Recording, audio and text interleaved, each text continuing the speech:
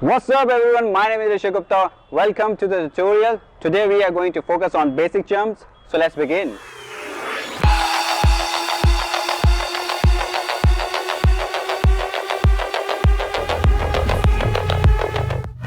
Before I start talking about basic jump, let's see how it looks.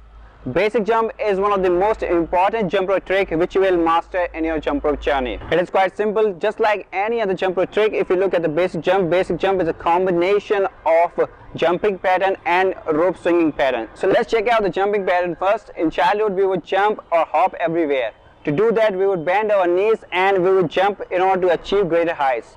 But in rope jumping, while doing basic jumps, we are not supposed to do that. We are not supposed to jump too high. We have to jump up to that height or extent so that the rope can pass under our feet. The second thing about jumping pattern is that while rope jumping, you are supposed to jump on the ball of your feet. Your heels should be raised, so that way you will make less mistake and you will be able to perform difficult jump rope tricks like boxer skip as well. Now some of the people will tell you to jump rope without a rope, and that way you will be able to get your correct form and later on you can involve the rope. But I differ in that opinion, because when you are rope jumping with a rope, there is always a fear attached with it, fear of making a mistake, fear of tripping, and just because of that reason you will always jump higher, and which you are supposed to control. You have to jump as much as possible up to that extent so that the rope can pass under your feet, and that habit comes only after rope jumping with a rope. After talking about the jumping pattern, we'll try to focus on how to swing the rope while performing basic jump. Now there are the two challenges which you are going to face.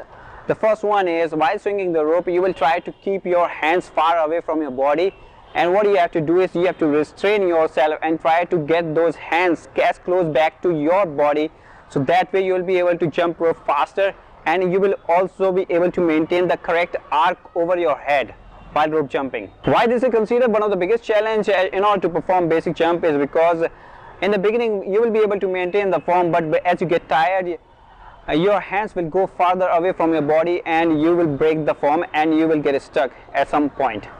And for that, this is one of the toughest challenge. So you have to make a habit, or you have to learn it again and again, and that is what separates from beginner and somebody who has been practicing for a year. The second mistake which most of the people make while swinging the rope is using their hands instead of wrist to swing the rope. You just have to twist your wrist or give a slight twist to your wrist in order to get the correct momentum for the swinging pattern. Let me show you what I mean by that. First of all, I will show you how to jump rope using our hands only, and now I will show you how to twist your wrist to swing the rope. Now just to perform basic jumps, when you are making your first revolution, you have to use your hands to get the correct revolution, and after getting the momentum you will use your wrist in order to keep on going and perform basic jumps. So these were the two things which you need to focus on. The first one is your jumping pattern. You should not jump too high and try to jump on the ball of your feet, and that way after getting it correct, making the habit of it, then move on to the swinging pattern and try to achieve that as well. You just have to keep your wrist or hands close to your body and try to swing the rope using your wrist, and that way you will be able to perform basic jumps. That is easier said than done, because I've been practicing for 4 years or more. So it is really nice for me to point out some of the mistakes which you might make.